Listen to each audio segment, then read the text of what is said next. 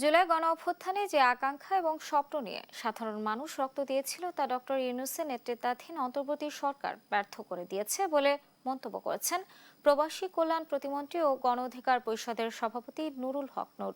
শুক্রবার রাজধানীর বাড্ডায় গণ অধিকার পরিষদ আয়োজিত জুলাই স্মৃতি স্মরণে আলোচনা সভায় তিনি বলেন, মানুষের স্বপ্ন পূরণ না করে ডক্টর ইউনূস একটি রাজনৈতিক দল প্রতিষ্ঠা করেছিলেন। এ সময় জামায়াত ইসলামীকে মুক্তিযুদ্ধের বিরোধী শক্তি আখ্যা দিয়ে গণ অধিকার সভাপতি বলেন, বিভিন্নভাবে জামায়াত দেশকে অস্থিতিশীল করার চেষ্টা করছে।